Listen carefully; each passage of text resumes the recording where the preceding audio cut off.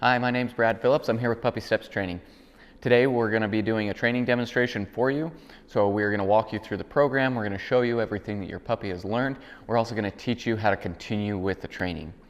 Now, before we get to the more demonstrating part of the program, we're first going to talk about some really important information that's going to help you have a lifetime of success with your puppy.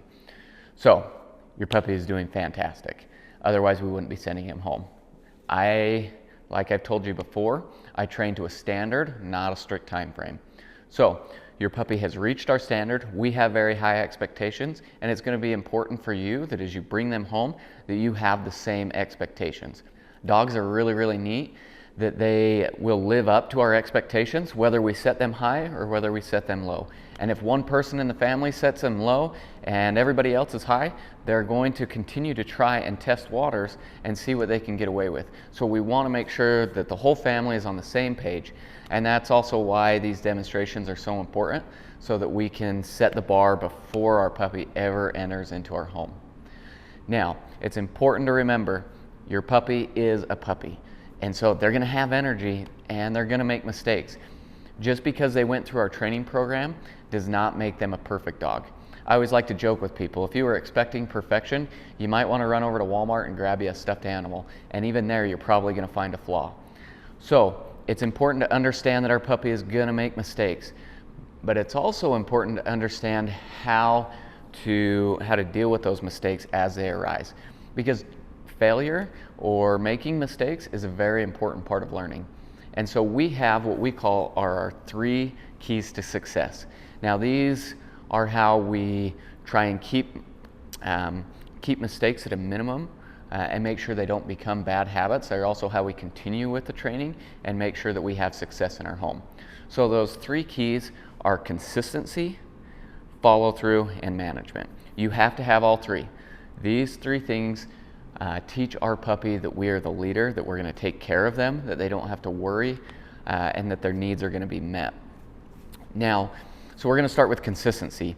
We've taught them a certain way, and so it's important to try and be consistent along the same lines. Now, if you say things a little bit differently, as long as you're consistent with that, your puppy will understand, but it may take them a few days. And that's why we talk about the transition period. And so for the next 2 to 4 weeks, your puppy is going to be transitioning. During this transition period, they're trying to learn what the expectations are. They're trying to learn the way that you give commands. They're going to learn what they're allowed to get away with and what they're not. And especially over the next 3 days, your puppy is going to be confused. And so they're going to probably test more boundaries, just trying to see whether that consistency, that follow through, that management, they're going to try and see whether those are there. Now, also during this transition period, they're going to be undergoing a period of stress. They're leaving a familiar environment, now being thrown into an unfamiliar environment. So they may lose their appetite. They may get what we call the puppy blues, where they're not as active as they usually are. Maybe they seem a little bit sad. They also may act out once again and see what they can get away with. So it's important that we are patient with them. I want to try and really focus on building a relationship with my puppy during these first 3 days versus trying to build these commands up back to where we have them right now. Because with the stress, there's also going to be just a little bit of regression. Now, regression doesn't mean that they're going to pee in the house or that they're not going to do commands for you. It just means, once again, that they're going to be under stress, and so we're going to take that into an account, and we're going to lower our expectations just a little bit. Now, I'm always going to enforce manners. It doesn't matter whether they're stressed or not. They're not allowed to bite me. They're not allowed to jump up. They're not allowed to break through doorways. So we're going to expect the manners, and we're going to show you all of these here in a few minutes. But the commands, I'm going to keep to a minimum. Now, during this demonstration, we're going to show you some amazing stays, the place command, and they're doing awesome. But we're going to take that down. We're not going to expect them to hold a 5-minute stay on their place within the first 3 days. Instead, I'll still do these commands, but I'm going to keep them really light. I'm going to keep them fun, and I'm going to make sure that I'm helping my puppy succeed. I always want to train to success, not to failure. I never want to play guess what's in my head. I want to make sure that they have all the answers to the test. So now let's just break down those 3 keys. So the first one, consistency. We are a balanced dog training program, and so we have markers for both reinforcement and correction. And you're going to want to use these same markers. They give a clear understanding of whether your puppy is doing the right thing or the wrong thing. Like I said, we want to give them lots of information, lots of feedback. So our positive markers, we have the word good and the word okay. So good is a marker that means keep going. It's an intermediary marker. So if I put them on a place, I'm going to tell them place. I'm going to say like good girl or good boy, and I'm going to enforce that you're doing the right thing, however you are not done. Now when they are finished with that command, when I'm releasing them from that stay, then I'll use the word okay. So okay marks the correct behavior. It tells them that they're released from a stay and that they've done the right thing. And so it's really important to use these markers to give them that information. Once again, I'll tell them good. So that's good job, keep going. Okay, you're finished, you're able to get off, you're able to maybe venture out a little bit, give them a little bit of freedom. Okay just means that you're done with that behavior at that time. Now, we also are giving them rewards during this time. So your puppy right now is very food motivated. That is their currency. Just as you would not go to work if you did not receive a paycheck, your puppy is not going to work for you unless they're being rewarded or they're paid out. Now, eventually, as they get a little bit older, we can wean those rewards off. There's also times where I don't want to use a food reward. But right now, and especially during this transition period, we want to use a high value reward. And so I'll give them a little piece of treat.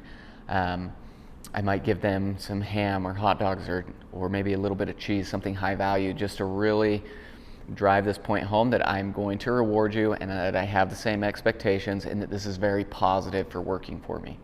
Now there are going to be times where you don't have food on you, and that's where I'll use praise and affection. And of course I mix that in with everything. I want to praise my dog. I want to show them affection and really show them that they're doing the right thing. Now, if I'm using a toy as a reward, which a toy is a good form of a reward, that's when I do not want to have treats on me. I want them to be focused on that toy. Because the moment that I pull out a treat, then they're going to forget about the toy and they're going to want to work for food. And I want them to have a good toy drive because that's a really important way to mentally stimulate your dog as well as meet their physical needs so that we can give them exercise. So those are our three primary forms of rewards. That's food, praise and affection, and toys. So use all three, but really keep it heavy on simple treats right now. Really drive this point home. Now, when we talk about a correction, so that's our second part of consistency. Like I said, you have to have both. I do not believe that you need to physically dominate your dog. I want our relationship to be built out of respect for me as the leader. And so I give them, once again, a lot of feedback, but my correction a lot of times is just no, and that's all it is. Dogs read our voice fluctuation and our body language very, very well. And so me changing my voice and just giving them a sharp no is all the correction I need. Now, once your dog fixes their mistake, then I'm not going to carry on this correction for a long period of time because your dog's not going to understand. They're just going to think that you're mad at them. And so the correction needs to be quick, it needs to be timely, and then we're done. So like I said, no is kind of that primary correction. Sometimes it's whatever comes out of my mouth, depending on the severity or depending on the action. Now, to kind of give you an example, once again, if I'm working with them and I put them in a stay and they break, it happens all the time because once again, we learn a lot through failure. Now, if they break a stay, I'm not going to get mad. It's not that big a deal. We're working, we're training and learning. And so I'll just simply, no, and then I'll have them do it again. I will always end on a correct behavior. I am never going to end on a failure. And if I have to break a behavior down to make sure that we get that correct repetition, I will. Now, if they do something a little bit more serious, maybe they jump up on me, which is one of my biggest pet peeves, then I'm going to give them a little bit more of a sharp correction. So it would be, no, off. My voice gets a little deeper. A lot of times I kind of puff out my chest and I'm changing my body language. Once again, that's enough of a correction. And then let's say they do something a little bit more serious, like they start to pee in the house. That's when I get frantic. And so my correction might look like, no, no, no, no, no, no, no, no. And I'm just trying to get them to stop. And then I'm going to quickly take them outside. And just as important as that correction is following through and making sure I teach them what the expected behavior is, which I'll get to in just 1 minute. The last part of a correction I want to talk about is a physical correction. Now, once again, I don't believe you need to physically dominate your dog, but there is power, once again, in telling your dog no, and I will accompany that with a leash pop, which is just pop, pop. I'm not trying to yank them around. It's not to inflict any harm. The purpose of that is to regain their attention to then change their behavior. Now, once again, I don't want to injure my dog. I don't want to yank them around. It is not to inflict harm at all. It is simply to regain composure. So that's consistency. You need to consistently reward. You need to consistently correct. You have to have both. Whatever you reinforce will get replicated. And so if you are not consistent and the only time you give your dog feedback is when they're doing something wrong, guess what? They're probably not going to respect you, and instead it's going to be more of a fear-based relationship, which is what we don't want. So even if my puppy is just laying at my feet chewing on something they're supposed to, I might simply just bend down, pet them a little bit, tell them they're being a good boy. We want to give them that feedback, and especially as you're working with them, as you start to implement the commands and the leash work, give them that feedback. It is going to build your relationship more than anything you can do. So be consistent. Once again, anytime I give my dog a correction, I want to then follow through and help them understand what the correct behavior is. So that's where key number 2 comes in. So key number 2, follow through. Like I said, anytime that I correct my dog, I want to then teach them what the expected behavior is. So I'm always going to follow through. Whether I ask them to do a command and they are confused or maybe they ignore me, or whether they're doing something they're not supposed to and we catch them in the act. Those are, the follow through is a little bit different on each one. So first off, let's talk about maybe you're sitting there and you see your puppy go over and start to try and chew on a baseboard or chew on something they're not supposed to. This is where we use a concept that we call marking and redirecting. So if I saw them start chewing on something they weren't supposed to, I'm going to immediately correct them. So that correction is no. Now, once I correct them, they look at me, I'm going to redirect them into an appropriate behavior. So even if they don't look at me, I'm then going to remove them from that situation. So we'll use the example of chewing on a baseboard. I'll tell them no. Now I'm going to take them over to maybe their bed and I'll give them something to chew on. And so marking the incorrect behavior, redirecting into an appropriate behavior. Now during this puppy stage, puppies need to chew. And so my redirection, I'm going to try and match texture. They were chewing on a baseboard, maybe I'll give them a bully stick or a marrow bone, something hard that they can really get into. If they want to chew on maybe one of your pillows or a soft bed, give them a plush toy. They're chewing on their leash, give them a rope. Try and match those needs, match consistency. So you can do that with a lot of different behaviors. Even jumping is another one. A lot of times if your puppy's jumping, I'll correct them for jumping and then I'll redirect them into an appropriate behavior like a sit. So we teach them, if they want our attention, they've got to do this behavior. This is a good behavior versus the bad behavior. Now let's talk about follow through if they ignore you or maybe don't understand. So let's use the example of jumping on the couch. Let's say we're in the kitchen, we're cooking, we look over and Marley is jumping up on the couch. So I would immediately say, Marley, off, giving her a command. If she gets down and listens to that, then I'm going to reward her. So I'm going to reinforce the behavior that she just performed. If she got down, maybe came over to me, I'm going to pet her. I'm going to tell her she's a good girl because she fixed her mistake. And so the correction is done. She did the right behavior after she was asked. That's all that needs to happen.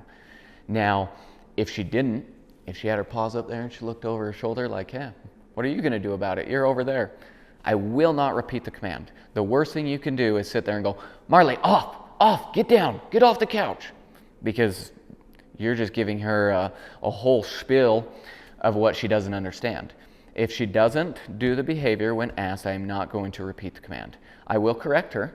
So if I said, Marley, off, and she didn't get down, I am then going to say no, and now I'm going to start to approach her. I'm going to walk across the room. Even if I am comfortable wrapped up in a blanket, I'm going to get up and I'm going to go and remove her. Now, if she fixed her mistake with that prompt, if I said no and I started to motion towards her and she got down, I'm going to reward that behavior. I'll call her over, have her sit, praise her, make sure that she understands that, yes, that's exactly what I want. That's a good girl. Now, if she still ignored you and kept trying to get up onto the couch, or maybe succeeded and now is trying to get comfortable, I am going to walk all the way over to her, and at that point, I will repeat the correction. I will not repeat the command. I will tell her no again, and now I'm going to remove her, and I am going to redirect her into an appropriate activity. Whether that's, you're going to come over by me, you're going to lay on the floor, you're going to chew on a toy. Or maybe it's, okay, I can't watch you very well right now, you're just going to go take a little break in the crate. Now, I'm not going to be super mad and shove her in the crate and make it a big deal, because then you're going to destroy the crate. Instead, the correction has already happened. Now I'm redirecting her into something appropriate to do. And so the correction is done. I do not need to carry on this frustration or this anger after the correction has happened. But I am always going to give them that correction, and I am always going to follow through. Now, let's just say that I gave your puppy a command, and so I put them in. Sorry, let me take that back. Let's just say that I asked them for a sit. So I said sit, gave them a hand signal, and they looked at me like, I have no idea what you're talking about. I've never seen this command before. Now, instead of getting frustrated and repeating myself, I'm going to maybe adjust my body language. The worst thing you can do is go sit, sit, no sit, sit, because they're not going to understand at that point. Dogs don't speak English. They understand the sound of our voice making that sound of sit. And so they know that it's one time. So sit is the command, not sit, sit, sit, sit, sit. So one time, ask them once. Now, once again, if they look up at me like, I don't know what you're talking about, I'm going to give them a few seconds to think about it. Dogs are not robots. They have to process things. And at the same time, while I'm allowing them to process, maybe I'll adjust my body language. So maybe I'll kind of lean forward or make the hand gesture. But I'm going to help them succeed. Now then, if they blatantly ignored me and just tried to walk off, that is when I will correct them. I will say, no, now I'm going to reset. So I'm going to bring them back to the same area and ask them again. But I will only repeat the command if they completely walk away. If they are focused on me, just trying to understand what I am asking, I will not repeat the command, but I will adjust my body language to help them succeed. If they ignore me or they run off, then I will implement a correction and reset to where I will repeat the command. So hopefully that makes sense. If you do have any questions on any of this, please let me know. But follow through is super important. The moment that you don't follow through, the moment you call your dog to come and they run the other direction and you say, I'll get them later, is the moment that your dog loses respect for you and are going to try and push more and more buttons or try and push more and more boundaries. So it is so important that you follow through and help your dog succeed. Give them necessary feedback and information. So that was key number 2. We've got consistency, number 1, follow through, number 2, and now number 3, which is management. Management is going to be the most important thing you do throughout this transition period. When we manage our dog, we maintain control and we provide an environment where they don't even have the opportunity to create bad habits. Good management when bringing a puppy home is 100% supervision. 100% supervision is active eyes on them at all times. That's not, well, I saw them a few minutes ago. You have to know what they're doing at all times, what they have in their mouth, what they're getting into, where they're laying down, all of it. 100% supervision. Now, there are some good management tools to help you along the way. The crate is your best management tool. You know that if they're in the crate, they're not chewing something up, they're not destroying a family heirloom, and they're not peeing. So use the crate to your advantage. Anytime you cannot give them 100% supervision, use the crate as management. Use a leash. I let my puppies drag around just a really lightweight 4-foot leash for the first few weeks that they're in my house. That way I have a quick way to grab them if needs be, or to take them outside. I will also keep them on a long lead until I've built a relationship to where I know that they are going to follow through and they are going to come back when called. So that once again, this way, they do not have an opportunity to run off and not listen to me. They don't have an opportunity to create a bad habit. Now, as we go throughout the manners, we're going to talk about how to manage those each individually because they're all managed a little bit differently. But the key points to remember is 100% supervision. That is the most important thing you are going to do over this transition period. Know where your dog is at all times. And once again, that's not, oh, I knew where they were 2 minutes ago. It's, I know where they are now, I know what they're chewing on. Because if you walk around the corner and your dog has had an accident and you don't see it, there's nothing you can do. And so by good management, you provide the opportunity to develop a relationship as well as to create a set of expectations that your dog understands and that are going to set you up for success.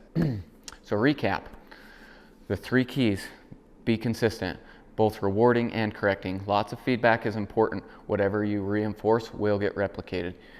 If you ask them to do something, follow through. Do not allow your dog to get away with ignoring you or ending on an incorrect behavior. Always train to success, not to failure. And make sure that you follow through. If you ask them to do it, help them succeed. And the last one, management. Manage your dog, 100% supervision. You know what they are getting into at all times. You know where they are. That is going to set you up for success. So now we're going to switch gears and we're going to pull out your puppy and we're going to walk through all of the training with you. As you watch this video, please write down questions and then give me a phone call or an email. We want to help you succeed. We want to make sure that this transition is as smooth as possible. And that is, once again, the purpose of this video is to help you. And so if you have any questions, please let us know. But we're very happy with where your puppy's at and excited to show off this training. This next video, we're going to be talking about our expectations with crate training and house training. Now, with the crate, I expect that your puppy is sleeping through the night, 8 hours, no problem, and up to 4 hours during the day. Now, in the evening time, the biggest part of crate training is setting a routine. So here at Puppy Steps Training, we're putting them to bed at 10 p.m. and getting them up at 6 a.m. So a good solid 8 hours. Now, they can go longer than that as they get a little bit older, but as you bring them home, don't expect to push that right away. If you are going to adjust that schedule, do it incrementally and go slow. Just know that at about 5:50, 6 o'clock, they're going to start getting restless because they're used to getting up at that time. Now, another big part of sleeping through the night is that mealtime routine. So we feed them at 6 p.m. and usually right around 6 a.m. The morning time, that a.m. meal, isn't super important that you stick to that schedule. You can honestly get them up and feed them when you're ready. However, the evening time meal, we do want to feed them by 6 p.m., no later than that, because I do want a good 4 hours for them to clear everything that's in their system so that they can sleep through the night. Now, we also limit water for the first couple weeks because they're stressed out. When a puppy's stressed out, they drink a lot more and they have to go to the bathroom a lot more. So we want to just, take away some of the fuel for that fire. I still want to make sure that they have plenty of access to water. I just don't want unlimited access. So anytime that they're spending a lot of time outside, I do want to make sure they have access to water. I also want to make sure that they have water when they're eating, and then I'll give it to them, several times throughout the day. But as soon as I feel like they're done or they've had enough, we're going to take it away.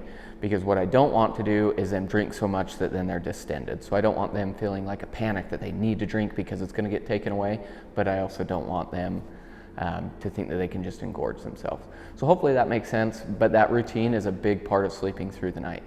Now, they shouldn't be having accidents and they shouldn't be making noise in the crate.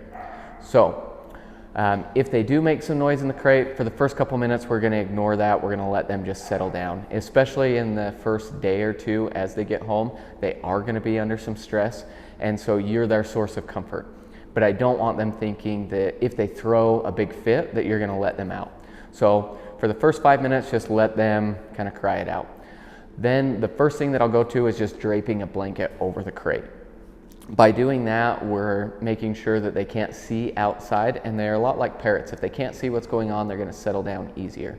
We've also taught them a hush command. If they do, just continue carrying on. And so if I need to give them that command, it'll be no, hush.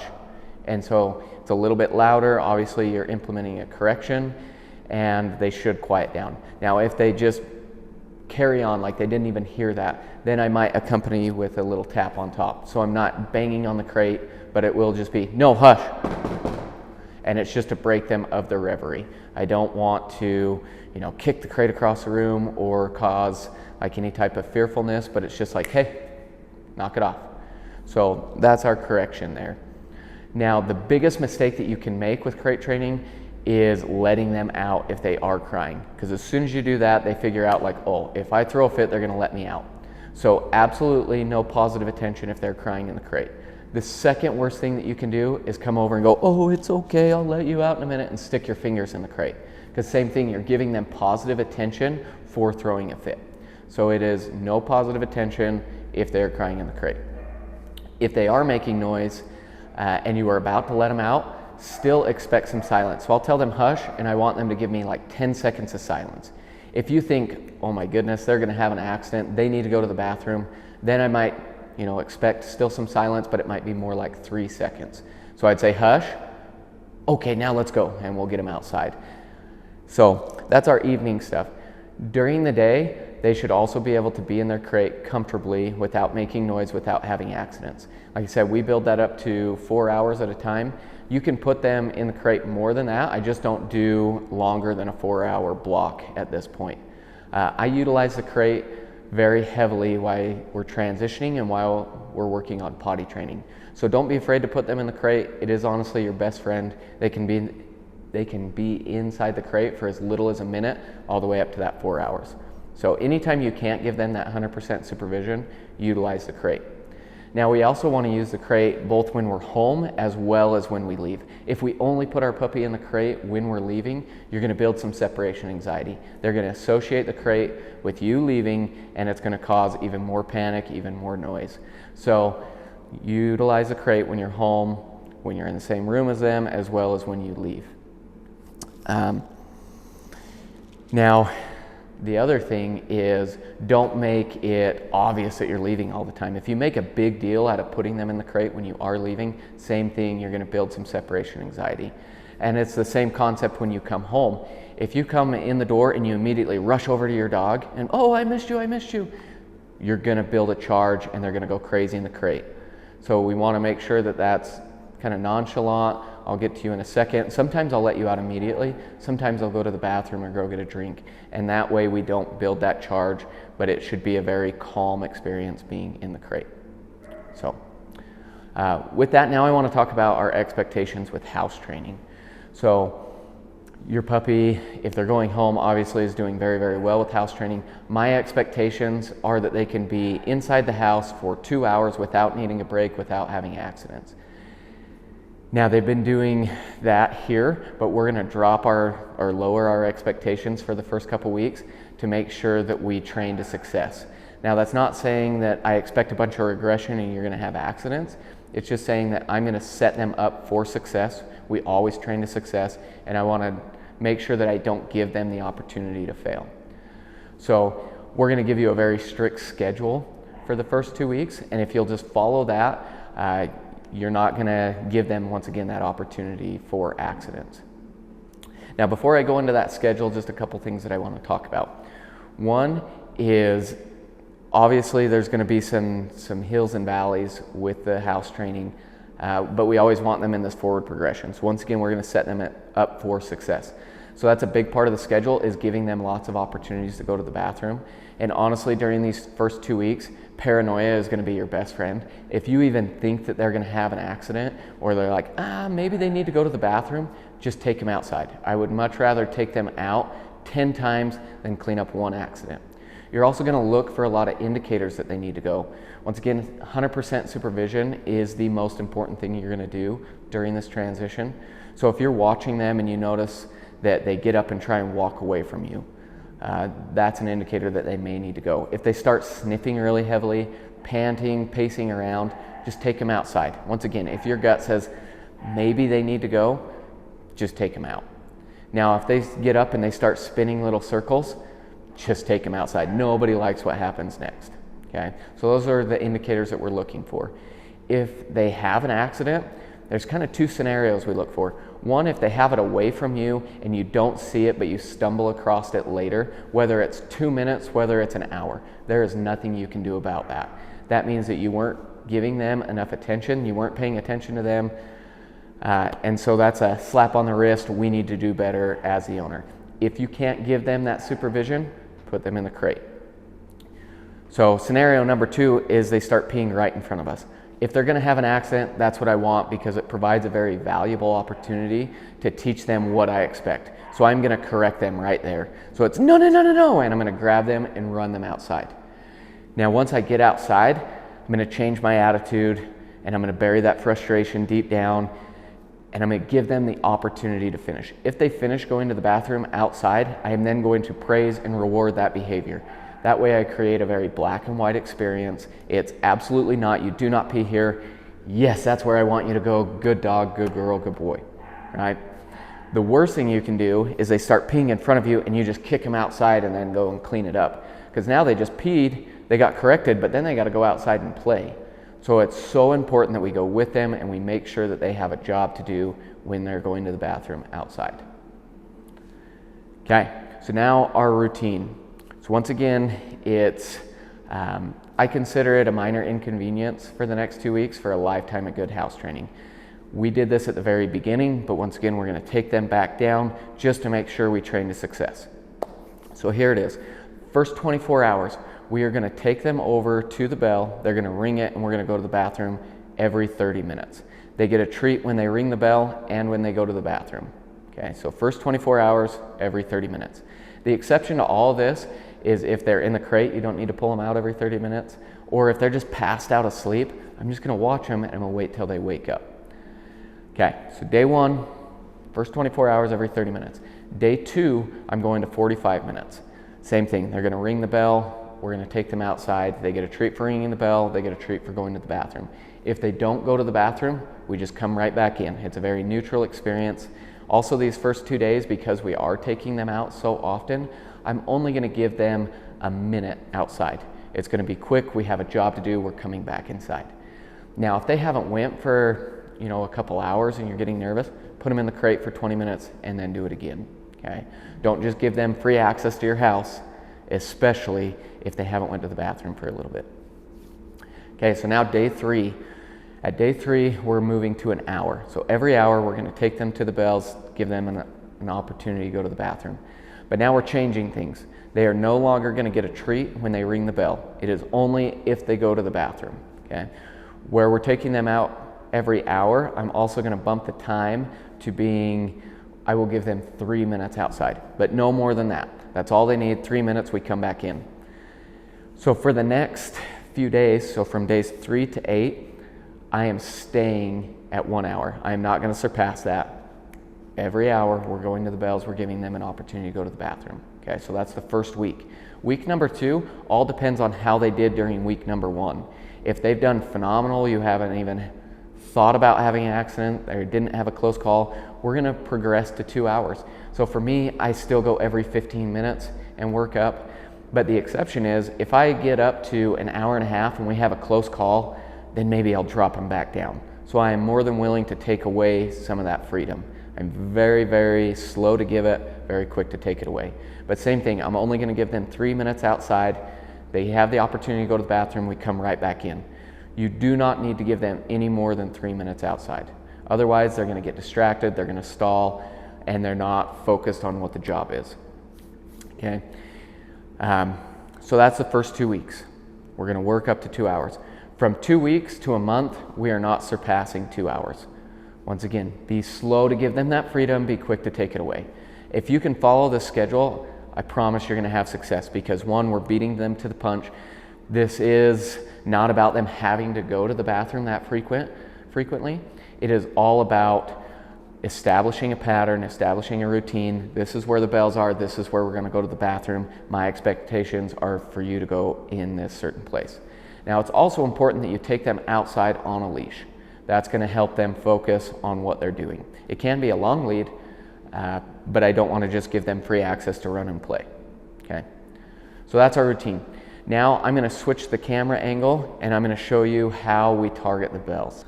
Come here. Good boy. All right, so now we're going to talk about targeting the bells. So the first thing you're going to do when you get home is you're going to pull your bells out of your bag, and we're going to go through this exercise.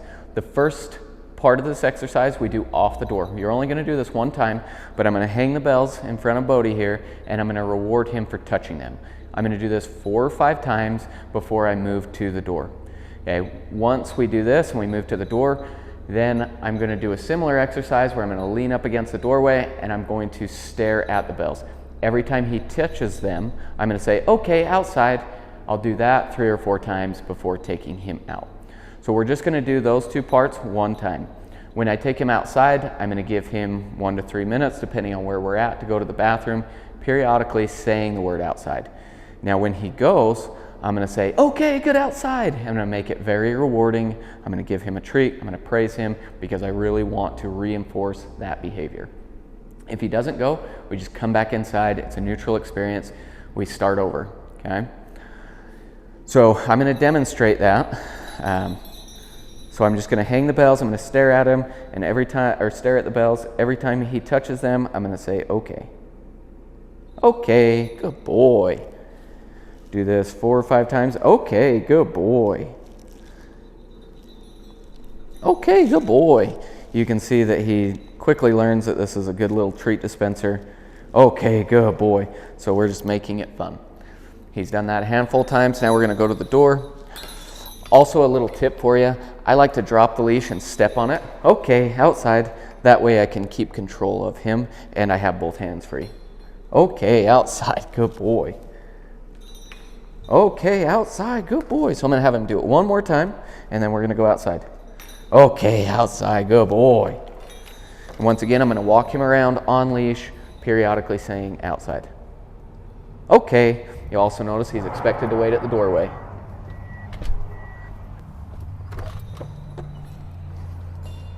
Okay, good boy. Now, after you do that little exercise, from here on out, when you target the bells, it's just going to be walking him over, staring at the bells. Once he rings it, okay, outside, and then we go outside, okay? And remember, for the first 2 days, I'm giving him a treat for ringing the bells. After that, no more treats. I also want to mention, don't be surprised if for the first 2 weeks, he doesn't go and ring the bells on his own. He may, but then again, we're going to be beating him to the punch so many times that he may not need to go, so we're going to beat him to the bells. So don't be worried about that. The other thing that I want to mention is just if he rings the bells, we have to go outside to the bathroom. There is no play. There is no, you just barely went out, so I'm going to ignore you. You have to take him out. If he keeps hitting the bells one right after another, then redirect him into something else to do. If you were headed outside to go for a walk or to go and play and he rings the bells, we're going to have to go, okay, outside. We're going to go to the bathroom, and then we're going to come back in, wait 10 to 20 seconds, and then we'll go outside. So if you're going outside to play or a walk, make sure you forego the bells. So that's our expectations with crate training and house training. If you have any questions, don't hesitate to reach out. We want to make sure this transitions over smooth, but this is definitely, as far as the house training goes, this is definitely the part of the program that requires the most effort because it is those 2 weeks of constantly having to take him out. And then every dog house trains differently. So it may go longer than that till you feel confident and comfortable, but don't give him too much freedom until you trust him and you have that relationship. So, all right, so we talked about the expectations with house training and having them ring the bell, but now I just want to do a quick little video going over it one more time with your puppy, with Cosmo ringing the bell. So once again, the first time that we do this, we pull these bells off the door. I'm going to bring Cosmo over, okay, and reward him for touching the bells. Okay, good boy. Again, I will reward him, okay, even if he just hits the ribbon. It's just that action, okay, good boy, of touching the bells. Do that a handful of times, then I'm going to hang them on the door and wait for him here. Okay, outside. Changing my verbiage. Okay, outside. Good boy. And saying, okay, outside. On this one, I'm going to have him hit it just a little harder. Okay, outside. Good boy. And now I am going to take him out. Okay. Good boy.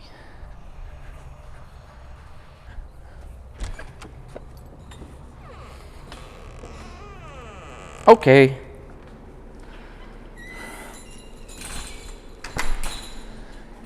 All right, so that's the bell ringing. Now when your timer goes off, once again, we'll just come over, stand here, have him ring the bell. Okay, outside, good boy, and take him out just after one time. When I go out in the yard, I give him a minute or two, and say, outside, outside. And when he goes, it's, okay, good outside, good boy. And that's that. So now let's switch gears and let's get into the manners, the obedience commands, and the leash work. This next section of the demonstration, I am going to be pulling Cosmo out of the crate and he's going to be working with me. I'll be demonstrating his manners, his obedience commands, and his leash work. So as we go throughout this section, I'm going to be talking about the behavior, what my expectations are with it, demonstrating it, and then I'll throw in some tips on what to do if certain situations arise. So first and foremost, we're going to go over the manners and we're going to start with his doorways. So anytime Cosmo comes out of a crate, he goes through a gate, whether that's outside or a kennel, or through a closed house door, I expect him to hold an expected stay. Now he doesn't need to sit, he doesn't need to lay down, he just needs to show me that he is in control and he is waiting patiently for me to release him. So once I'm ready for him to come out, I will say okay, and he's free to go. Now, if he breaks, if he busts out of the door, I'm gonna say no, I'm gonna go and get him and have him do that again. Even if he just sticks like one paw over that threshold, I'm going to simply correct him, whether that be closing the crate door and saying no, maybe lifting up my leg and blocking him, or using a leash and guiding him back. Regardless, I will correct that behavior and then help him succeed. Okay, so this once again applies to any closed door in the house. You can absolutely create your own expectations in your home. Like for my personal dogs, it's just any exterior door. But if a door's been left open, I don't expect them to completely come to a stop and always realize that's a threshold at this point. That is something that you can build up to with practice and consistency. But let's pull them out and I'll show you coming out of the crate door. I'll even open the side door and show you how I do that. And we'll just start rolling. All right, Mr. Cosmo.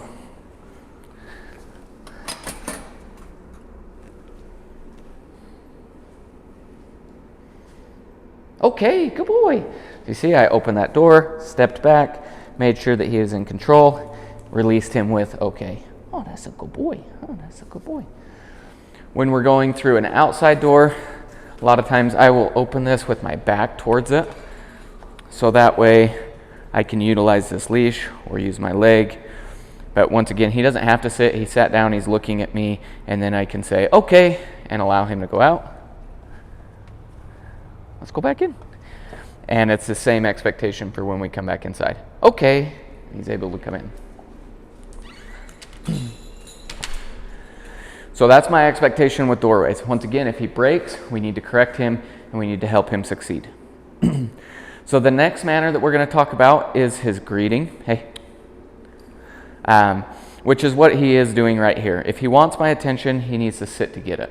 Now this, he doesn't have to sit every time you want to pet him, but I do expect this on a regular basis, especially when we've been apart or he's really excited. I want him to show that he can be calm and in control. So this is also going to be the first exercise that you do with Cosmo. And everybody that's going to have regular interactions with him should do this exercise. This is going to build a relationship. It's also building an expectation and showing him that you do have the same expectations as myself. So what I'm going to do is I'll take the leash, take a handful of treats, I'll say his name, take a few steps backward, and then I will stop and wait for him to sit. Cosmo. He sits, I say, okay, good boy, and give him a treat. Cosmo. I'll do this 3 or 4 times. Okay, good boy. Now for us, we've already weaned off of this treat. Cosmo. Instead, when I call him over and he sits, he gets my attention. So for the first 3 days, you are going to continue to give him a treat with this greeting. But after that, then you can wean off of that treat and just give him, you know, some praise and affection. Good boy, good boy. Now, if you are greeting strangers, one, if somebody says, hey, I want to pet your dog, you don't have to let them. I like to tell people no. I honestly don't want my dog to learn that every new person should come and pet them. That's how you develop a behavior or a dog that gets a little bit reactive or wants to pull to every person.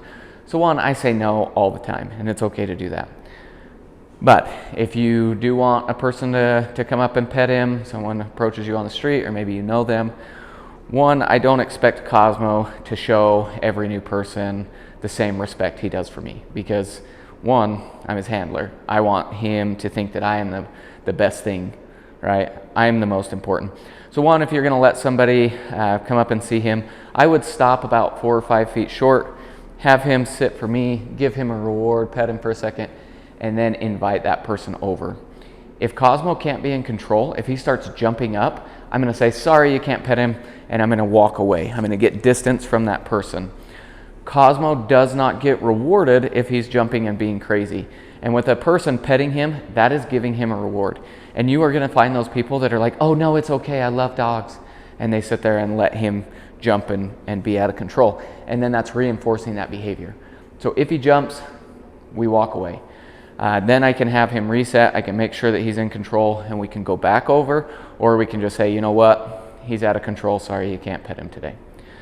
If he stays in control, after that person leaves, I would have him do another greeting for me, pet him, give him a reward, so that way I come before, I come after. I am, once again, the most important thing. I am the one that Cosmo needs to respect. So, this greeting is also a replacement behavior for jumping. So we've spent a great deal of time on jumping. That's one of my biggest pet peeves. And so Cosmo knows that he is not allowed to jump up. If he jumps up on me, I am gonna step into him and bring my knee up as a little block. We're not extending, you're not kicking the dog. It is a quick block, and I accompany that with, no, off. And I expect him to get down. If you have a hold of the leash and he tries to jump up on another person, I will say no, off, and pop that leash twice and walk away. If he jumps up on like some furniture or something he's not supposed to that way, I'll say no, off, but I'll accompany it with a clap or 2 claps. Just something to drive that point home and let him know, hey, you're not allowed to jump up. One of the worst things you can do if you think that he's gonna jump up on you is start walking backwards. Hey. Because as soon as you walk backwards, it's just like that greeting, you're inviting him to come and see you. You're gonna lose a tooth today, you're being chewy. But jumping is not allowed at all. Now, your house, your rules, you can create new rules. If you're okay with him being up on the furniture, you can allow that. Just make sure that he understands that when you say off, he has to get down. Kind of the second part of the greeting and jumping, kind of pairing it together, is our gently command, which it has 2 different ways that it works.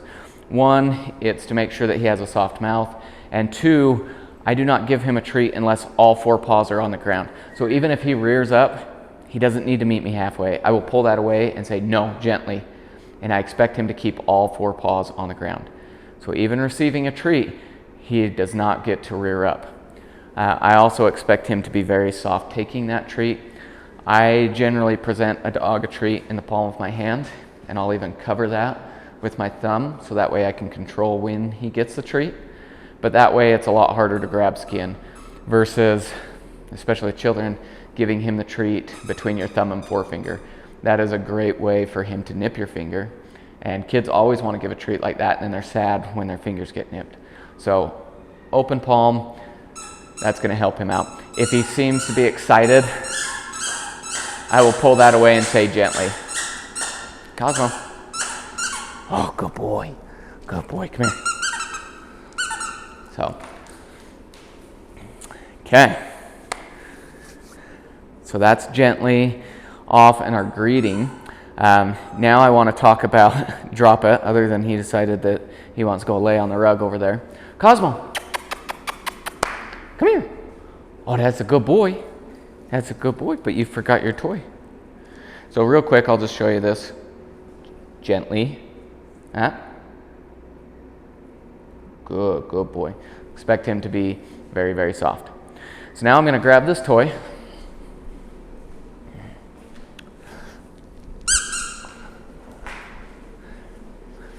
Now, when we work on the drop it command, I just incorporate myself into his play. And my expectation is that when I say drop it, he physically lets it go. Cosmo, drop it. Oh, that's a good boy. I will tell him good. then I can take the object, and when I'm giving it back to him, I'll say, okay, and he can go and get it. Good boy, Cosmo. Good boy. Good boy. Drop it. Good boy. Good boy. So, like I said, I'm just incorporating myself into his play.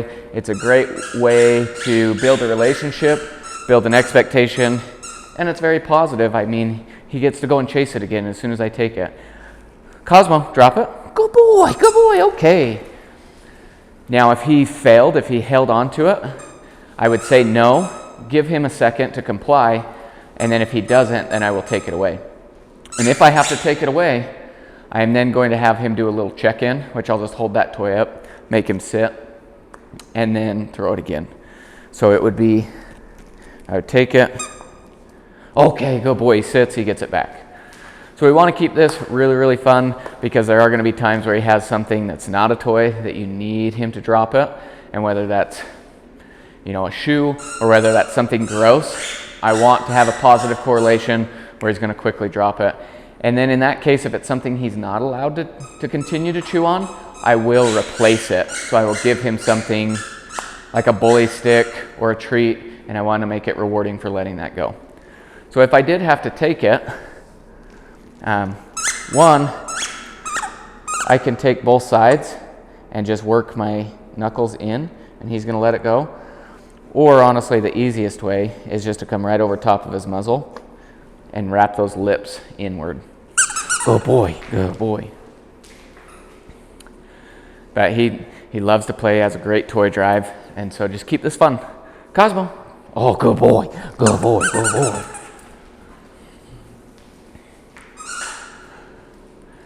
Now, if he is chewing on something he is not allowed to, like whether that be a pillow, a baseboard, anything like that. So one, he is teething. He has lost a couple of his baby teeth, but he has a lot to go, and so he needs to chew. So one, if he starts chewing on something he's not supposed to, I'm going to mark and redirect. So I mark that behavior with a no, so it's an incorrect behavior, so it's no, and then I'll redirect him into something appropriate. And I will try and match the texture of whatever he's chewing on. So if he's chewing on something like a pillow or a couch cushion, I'm going to give him something like that soft toy. If he wants to chew on a baseboard or just something hard, I'll give him a bully stick. So that's why I want a variety of toys. Cosmo, drop it. Oh, good boy, good boy. So keep a variety of things and make sure that we can replace it. The nice thing is, like bully sticks, marrow bones, anything like that's high value, and so we can use that to kind of replace almost anything because it is such high value. And the other part of chewing is mouthing. So he's not allowed to chew on me. If he wanted to put his teeth on my watch, on my fingers, anything like that, I'm going to quickly tell him no, and I'll cover his muzzle. So it's no, hold his muzzle, wait a second, and then I'm hands off. I don't want to immediately go back to petting him because I want a very distinct correction. So it's like, no, I don't like that.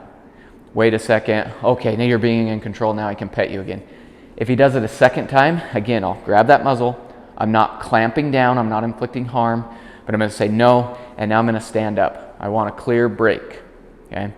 And that's even the same thing that I'll do if I'm down on his level and he tries to jump up on me, is I'll say no, slide him away, and then it's like hands off. Okay? I do not want to continue to touch him because he might think, that's just kind of a weird pet. I want a very distinct correction. Oh, good boy.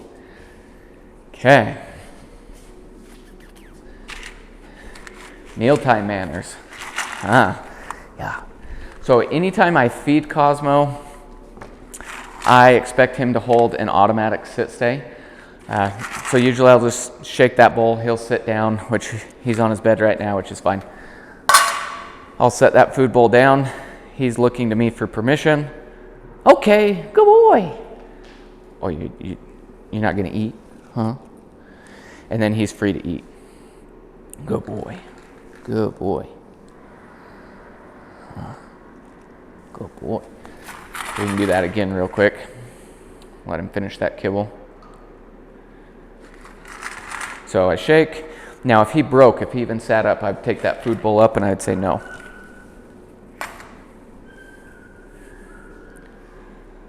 Laying down, I don't care. Okay, good boy, good boy. Yeah, you're a good boy.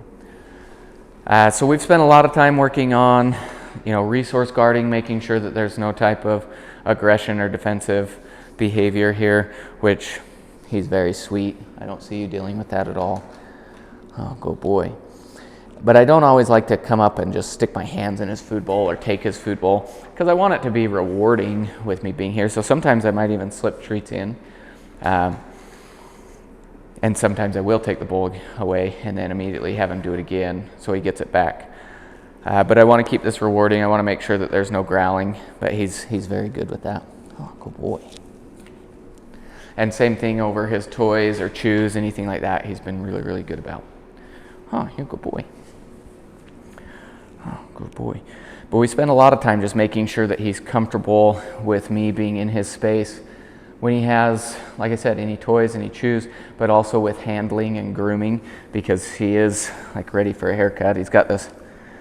He's losing his puppy coat, so he's got this wiry hair. So he's about ready to be groomed, but we work on, handling his ears. Oh, good boy. His muzzle. See, I can check his, oh, no, we're not chewing on the leash. Teeth, and you're gonna lose that one today, huh? Just making sure that he's comfortable. So clipping his nails. We've had the clippers out and clipped, between his eyes, his hygiene cuts. Also, being handled in strange ways. Kids always want to pack a dog around funny.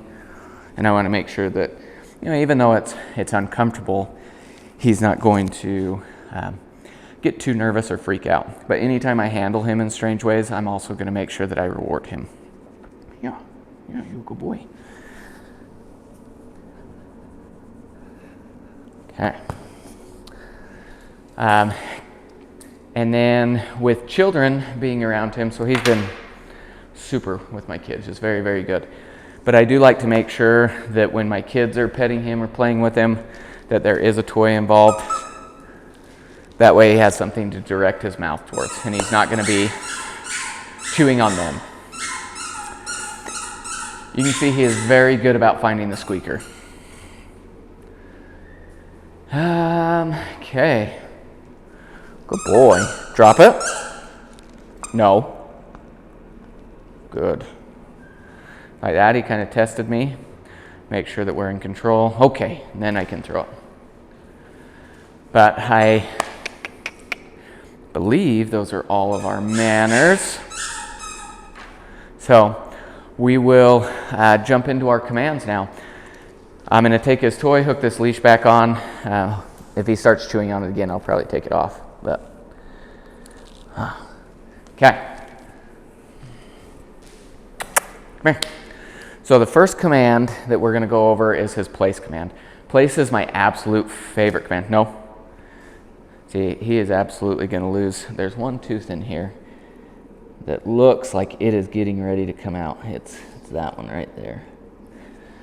And so he's a little bit extra mouthy, which is going to happen kind of throughout the next month or two as he's losing the rest of these teeth. So it's important to give him things to chew on, correct him when he's chewing on something he's not supposed to.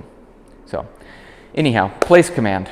So favorite command, it's one that can be used in a variety of different situations.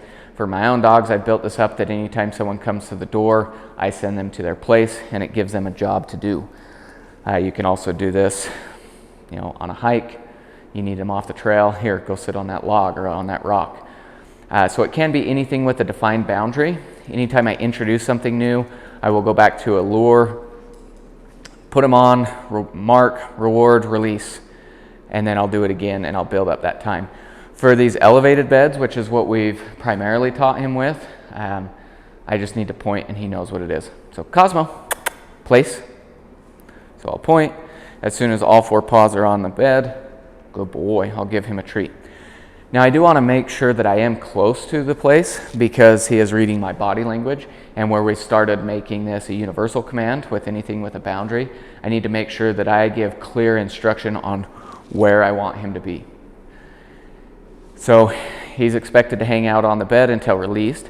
Depending on the distraction, so like when my 4 kids are here and they're running around crazy, I'll stay close and I'll continue to reinforce this. So, oh, good boy, good boy. And I'll give him more rewards depending on how heavy the distraction is. Now, where it's just me in here, this isn't that heavy of a distraction. So I'm not going to go up and just continually give him treats. Though I do every once in a while want to go over and make sure that I'm reinforcing the action of staying on the bed. But if we start adding more distractions,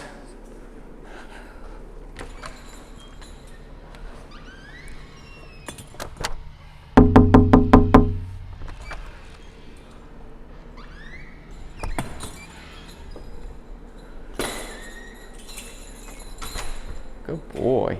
But I want him just to be calm and hang out on his place. So it's very, very simple, but I love this command. So, and he's doing a couple minutes here. As you bring him home, just gradually build that up. Start slow, make sure that you get success. Okay, good boy. When I release him, no reward, no treat reward. I'll pet him, tell him he's a good boy. Place. But I want him to think the longer he's in place, the more rewards he's going to get, and he's not going to get near as many if he comes off. So try a little harder distraction. Because he loves his toys. Good boy. Good boy.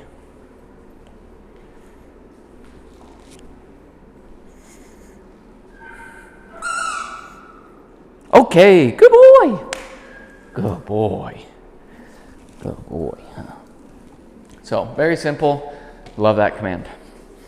The crate command is very, very similar in the fact that I just will step towards it and point. Our standard is to tap on top. We're getting past that to where I just have to point. The expectation is that he goes in. When he goes in and turns around, I will give him a treat, tell him good, and then he's expected to stay until released. Cosmo. Crate. I point, he goes in. Good boy.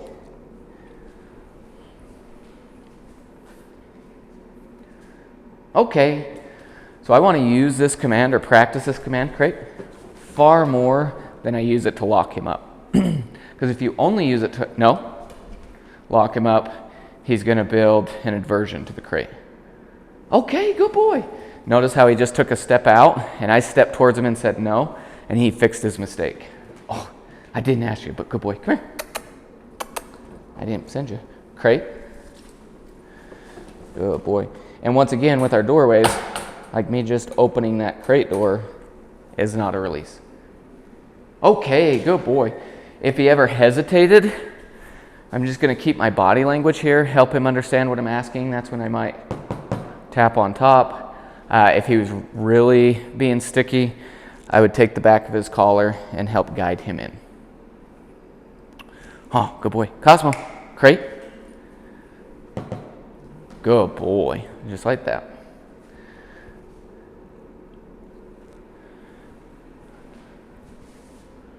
Okay. Good boy. Okay, and once again, when he comes out of the crate, he's not getting a treat reward. He's just getting pet, being told that he's a good boy. Huh. All right. So now we're going to do sit, down, and stay. So sit is just a little scoop over the nose. I hold my hand out with my palm up with a closed fist. Down, I go off to the side with my palm towards the ground, and then stay as a stop sign. Here, Cosmo. Sit. Down. Good. Stay.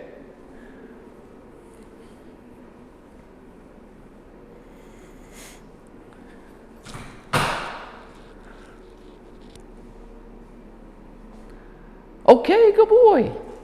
Good boy. You didn't even see that one, huh? So you notice he hesitated for just a second there on the down, and I just held my hand there. So I want to give him time to process. Oh, good boy. Stay. Good boy. And I want him to figure it out. I do not want to take away that processing time. No. Down. Stay. Now he's doing 20 seconds pretty easily. But just once you get him home, gradually work on that, build it up. Yeah, you are just wanting to chew on that leash today, huh?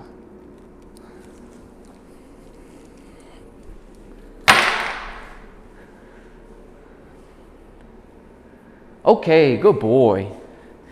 Now he has both a sit and a down stay.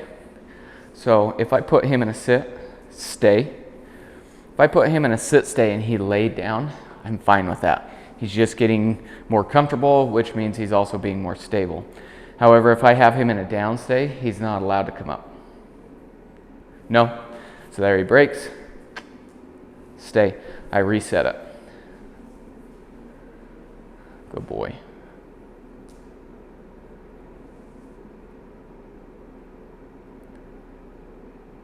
Okay, good boy. Good boy. Huh, good boy. Good boy.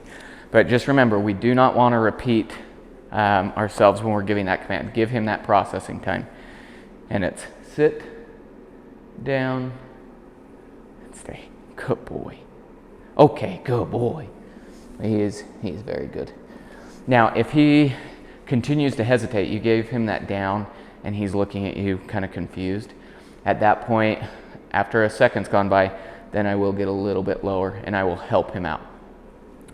And if I was doing a downstay here and he broke, so I'd simply say no, reset in the same environment or the same place, do it again.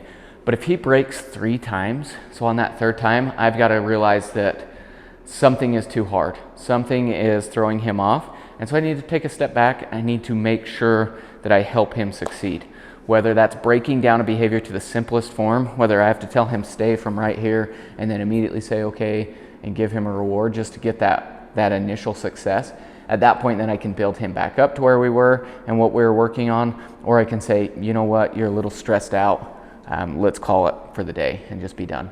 Because we don't want to get to a point where we're frustrated. As soon as you're frustrated, he's going to no longer want to work for you. He is going to get frustrated and might even shut down. And we don't want to get to that point. So training needs to be light. It needs to be fun. Because it's a great way to bond with your dog and build a relationship.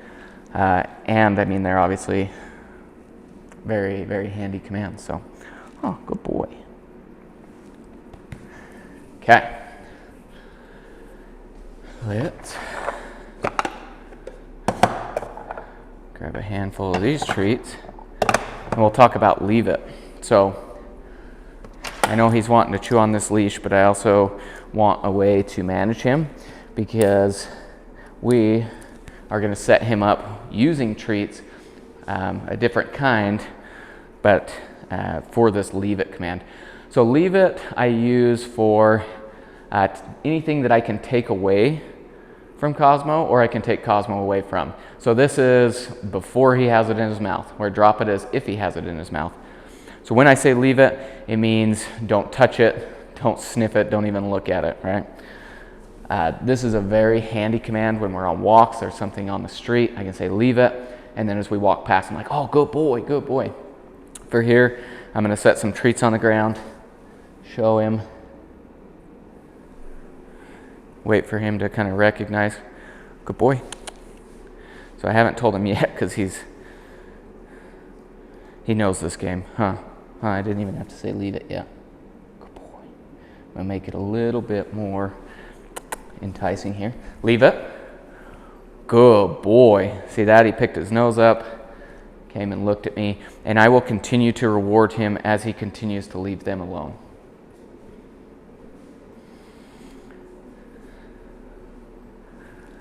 Good boy.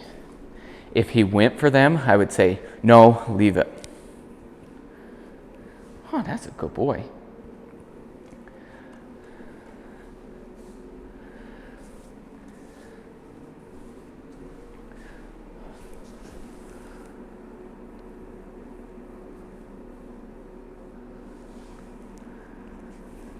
Good boy. Once again, continuing to treat him or reward him as he continues to leave it alone. So leave it, even when we're practicing with those treats, he never gets them. Once again, leave it is leave it permanently. He does not get the treat that was on the ground after. So I'll also use this like if you're cooking and you drop something, you can say leave it, pick it up, reward him. Oh, good boy. All right. So now what we're going to do, because that concludes like this command session, is I'm going to adjust the camera so I can get a little bit more room here. We're going to go over the leash work and the recall command. So we'll start with a heel. We'll talk about engagement. We'll then pull out the long lead, discuss the difference between a heel and a long lead walk, go over the recall and what to do when he's off leash, and that'll conclude our demonstration. So I'm going to hurry and switch the camera around and we'll jump back in. All right, so the heel is for you. This is not how you exercise your dog. We use the heel anytime that we need to have his focus and we're passing by distractions, whether that be a jogger, someone with a stroller, a biker on the street, any type of distraction. I'm going to use the heel so that I can keep his focus on me and be able to get from point A to B. So this is a very focus-based activity, which means he needs to keep his focus on me. Because it's such a mentally, tasking activity, I need to do something to keep his attention. So I give him a lot of feedback. I'm just rewarding and praising him why he's paying attention to me. If you ignore him on this walk, he's going to get distracted and he's going to go look at everything else and he'll start to pull. So when we start a heel, I have him on my left side. I have a loose leash, a loose short leash. So this is a 4-foot lead. I give him about 18 inches of space. Okay. When we start, I say heel, and I expect him to walk right by my side, right next to my knee, periodically, and the majority of the time paying attention to me. When he's looking at me, I'm going, oh, okay, good boy, good boy, good boy, and really reinforcing the behavior of focusing on me. When I change directions or he starts to get a little distracted, I'll say, Cosmo. And if I'm completely turning around, I might say heel again. When I stop, I expect him to stop and sit down, and I will give him a little bit of leash pressure up so that he does sit by my side and not in front of me, because I do need to progress forward. So I'll just say heel. You can see he's walking polite. Good boy. Good boy. Yeah, that's a good boy. And I'm just going to give him feedback. Obviously in here it's a very controlled environment. There's not that many distractions around, so it's pretty easy for him to keep his attention on me. Heel. Good boy. But this is where I want you to start, is somewhere where there's the least amount of distractions, because this is also a behavior that is very dependent on the relationship. If Cosmo doesn't have a good relationship with you, if he doesn't trust you as the leader, he's not going to do a very good heel, because the heel, he needs to trust you that you are going to take care of him in these stressful, maybe distracted environments. If he doesn't, if he thinks that he needs to protect himself, he's going to be on edge, he's going to be anxious, and he's going to be paying attention to everything around us instead of us. So I do want you to practice somewhere with very limited distractions at first. Practice it, practice it, practice it. As he's doing well, so over the next 2 weeks, we're going to progress from going into a limited distracted environment, and maybe we'll go out into the neighborhood and walk back and forth, just maybe down a house, up a house, adding just a little bit of variability, and progress that way. So do not immediately take him home and go heel through downtown. Like, take it slow, allow him to transition and build a relationship with you. I also throw in the heel randomly on our long lead walks. So it's like, hey, you have the freedom, you're sniffing, you're playing, oh, there's somebody coming, let's wrap that up, let's go into a heel for the next 2 minutes. So this is also to be done in short bursts. 2 to 5 minutes is plenty. A puppy is not going to heel really well for past 5 minutes. Like, you get into that 10-minute time frame, their attention span is gone. So keep it short, keep it positive, very rewarding. It's good boy, good boy, good boy. Really reinforcing this behavior. Yeah, huh. I also expect him to match my pace during this. So if I slow down, I want him to go slow. Good boy, good boy. But if I need to speed up, I want him to follow. Good dog, good boy, Cosmo. And I am going to continue to reward him. Do not think that you can go for a heel and not reward your dog. When we started a heel, it was like every 2 seconds. I'm down here going, oh, that's a good boy. Oh, that's a good boy. Oh, and we're sitting there rewarding him. Now I can walk like a normal human being, and I'm rewarding him every 20 or so seconds. Good boy. When I need to turn, I do give him a little bit of leash pressure so that he knows which way we're going. Good boy. So that's the heel. Now, if he starts to pull, and this is if he pulls on any length of leash, we go through a couple steps, right? So everything that I do when I'm training or when I'm correcting, I start with the least adversive and then progress from there. I do not want to be too firm or be overbearing with a correction. So I always start with the least adversive and just escalate depending on his behavior. So if we're walking, he just loses that focus, starts paying attention to a squirrel, I'm just going to say his name, maybe some kissy noises. So it's Cosmo. Oh, good boy. Yeah, see, he looks right at me. So if that works, that's all I need to do. I get his attention, tell him he's a good boy, and we keep walking. But if he sees something that's a little bit more distracting and he starts to pull, this is where I will say no, and I'll pop that leash twice. So I'm not yanking him around. It's just a very quick pop, pop. Okay? And those pops are up, they're not back. I'm not dragging him backwards. It's very distinct pop, pop. It is just to regain his attention to then change his behavior. Now, if he focuses on me, I'll say good boy, we'll walk a couple steps, and then I'll reward him for that. If he doesn't though, if he continues to pull, I will do it one more time. I'll say no, a little more firm, pop, pop. Yeah, sorry, you did nothing wrong. So no, pop, pop. If he fixes his behavior, he pays attention to me, same thing. I'll say good boy, we'll walk a few steps, and then I will reward him. But if it doesn't work, if he doesn't pay attention to me, he doesn't stop pulling, at that point I need to change something up. So instead of just letting him drag me around, which dogs only pull because we let them continue to pull, instead of doing that, I will come to a complete stop. Yeah, do you need, here, let's grab your toy.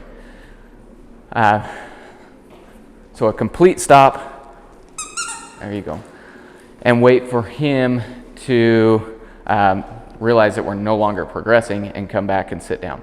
Usually as soon as I stop, he sits down and looks up at me. That might have been a mistake. But if he stops, he looks at me, I'll say, hey, we good? We'll wait a second, make sure he's in control. Then I'll say good boy and start walking again. If he's walking politely, I will reward that. But if he immediately goes back to pulling, I'm going to say no, and I'm going to turn and walk directly away from the distraction. So at that point, my pace quickens, and I'm going to walk directly away, and I will get as much distance as needed for him to regain his focus back on me. Once he does, then we can turn around and walk back towards the distraction. If he starts pulling again, I go right back. So I will do back and forth, might even add some zigzags if he is starting to pull relentlessly. So at that point, once again, I do quicken my pace, and I will always step through him, so that way I can change his body language and take him out of this reactive posture. So that's pulling. However, there is going to be a time where he gets reactive. So it's not just pulling. He is barking, he sees a distraction, and he goes into what we call the red zone, where he just cannot focus on us. And so at that point, trying to continue to walk is pointless. Instead, I'm going to engage with him. And engagement is literally just rewarding him for focusing on me. And the steps are very, very similar. So if he got into this red zone, we tried the pulling steps, or even if we say we saw the distraction coming, I can see that he's already getting reactive. He takes that more confident posture, maybe starts barking. Instead of trying to walk past it, I might just stop, step to the side of the path or the sidewalk, and just let him observe and reward him for being calm. Okay? So the moment that he focuses in on that distraction, I'll say, Cosmo, something to get his attention. I might even use the watch me command. So watch me is just to get his eye contact. Which is he in the frame? Come here. Watch me. Okay, good boy. So it's just that flicker of eye contact. He doesn't need to stare into my soul. It's just a quick command to say, hey, look at me. And once he looks at me, excuse me, once he looks at me, I'll say, okay, good boy, and I'll give him a treat. But if he is starting to get really reactive, he's barking, he's trying to pull a little bit, at that point I will tell him no, and I will put my body in between him and the distraction, and we will get some distance. I will get as much distance as is needed to help him focus. So whether that's 5 feet off the path or whether that's 100 feet away from the distraction. As I'm getting this distance, if he looks up at me, I'll tell him, good boy. I'm giving him a lot of feedback during this time, rewarding him for that. And if he shows that he can sit and observe, then we will sit and observe. We call it the art of doing nothing. So we're just going to sit here. I'm going to reward him, good boy, periodically getting his attention. But we want to observe without interact. And if he can be calm and in control, we will stay right there. As he's calm, we will gradually get closer. But if he just cannot, then I'm going to get some distance. I'm going to put my back towards the distraction and reward him for focusing on me. If he tries to do this little dance around me, I will bend down and say, oh, good boy, and I will reward him.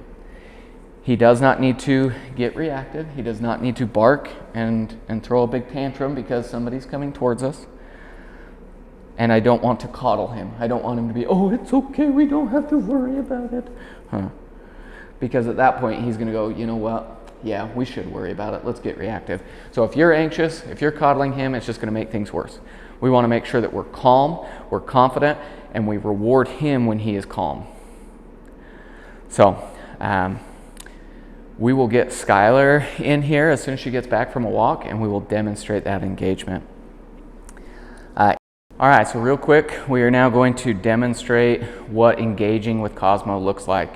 So I grabbed Skylar, she's going to be a distraction for me, and I am going to handle Cosmo, and we're going to create a little bit of chaos. But when you encounter something where Cosmo gets a little distracted or reactive, this is kind of the process we go through. So come here. Come right here to the edge of the camera, and we'll see.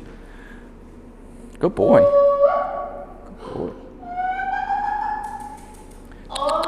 Good boy. Good boy. Come here. Good boy, Cosmo. Good boy. Good. Come here, Cosmo. Good boy. Good boy. Good boy. Good boy, Cosmo. Good boy. Watch me. Okay, good boy. Good boy. Yeah. Good. Good dog. Good boy. Good boy. Good boy.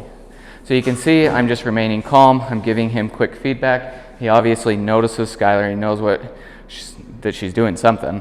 And he's very used to her, so he wants to approach. But I'm just giving him that simple feedback and rewarding him when he's in control. I also will put my body between him and the distraction, so that way he knows, like, hey, I do need to focus on my handler.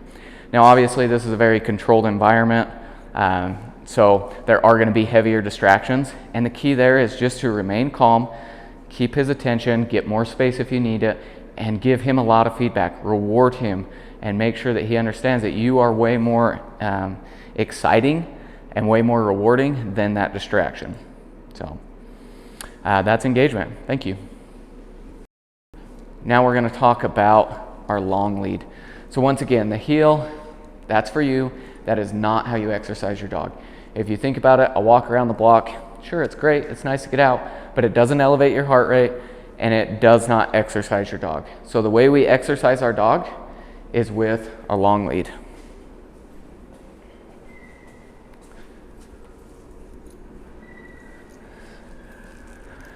This is our shortest long lead. It's about 12, maybe 15 feet long.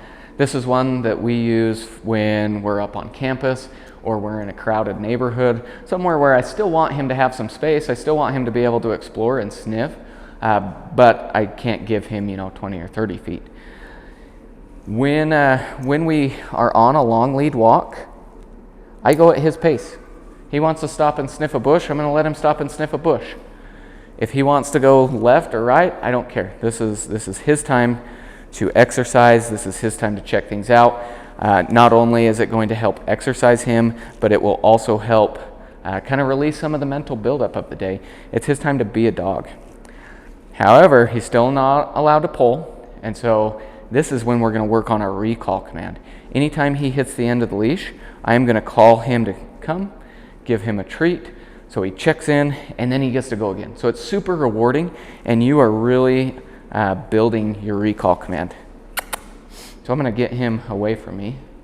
Throw a treat over there. So our recall command is, Cosmo, come. Good boy, good boy. As soon as he initiates the action of coming to me, I say, good boy. When he gets to me, I say, okay, meaning he's released, he can go back.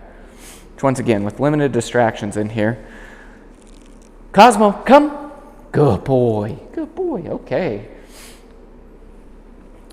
Now, if he doesn't respond to me, so one, I utilize his name to get him to look at me, but let's say that he wasn't, or he ignored me, I would then say no, and I would give him some pressure in. I was too slow, So I would say no, give him that pressure, take a few steps back, take that slack out of the leash, and then the moment he starts to come to me, I say good boy, and okay. So I will use all three markers on a failed recall. So if he will pretend he ignored me, I'd say, no, good boy, okay. Just like that. So that is the nice thing with the long lead, is if he fails a recall, you have a way to follow through and help him succeed. I prefer a long lead like this and not a retractable one. Retractable ones often put pressure on the neck, and it teaches them that if they pull through that pressure, they get more space. This can be kind of annoying to walk with, and that's why for me, I just continually will wrap it up as we walk. As he gets more space, he can take more, and that way I always have kind of that slack out of the leash. He is going to get wrapped up in it. That happens, but I can fix that when he comes to me. Right? I can also just let that drag and let him step over it. Skylar likes to hook it in her treat pouch.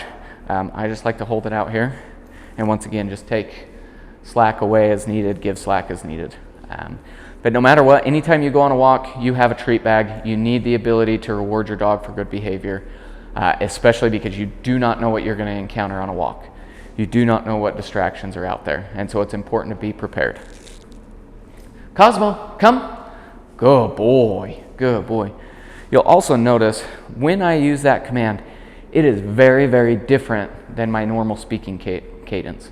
I say his name very clear so that he pays attention to me, and then I deliver that come command in a very clear, commanding tone. It's not, Cosmo, come. Like, he doesn't understand that. But if I can say that really clear, you're going to have much better success. Now, if he is off leash, you no longer have this lead to reel him in. So I want to be sure that he is going to pay attention to me. So if I say his name and he doesn't look at me, I think that he's ignoring me, or maybe he doesn't hear me, I will say his name one more time. And if that fails to get a reaction, I'm not going to call him to come. I am just going to go and get him. Because that's much better than sitting there shouting at him to come and then getting frustrated that he's not listening to you. So if you think he's going to fail, just go and get him. If I called him to come and he looked at me and was like, I really don't want to, immediately I give him that correction. So I say no, and I start to walk towards him. Oh, good boy. If he fixes his mistake and then starts to come to me, I will stop walking and then maybe start moving backwards and go, oh, good boy.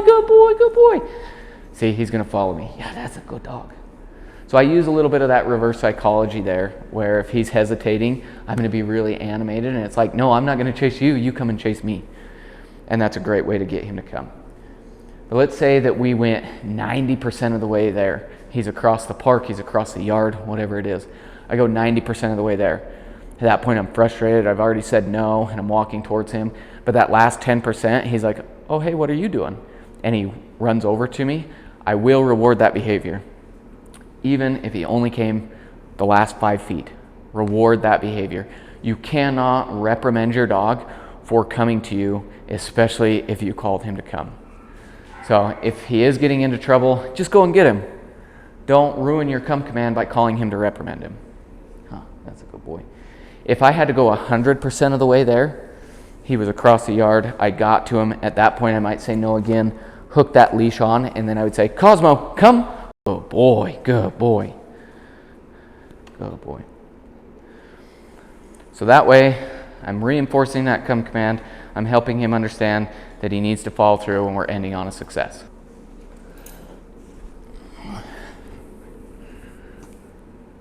All right, that concludes our demonstration. So Cosmo's great. He's a very sweet, fun little dog. I think he's going to do great for you. Please let me know when he arrives, and as you get him home and you start doing some of this and questions arise, please go ahead, send me an email, shoot me a text, whatever's easiest for you. Let me know, and we'd be happy to help you out. He is a very fun little dog. We love Cosmo. So thanks for allowing us to train him, and let me know if you need anything.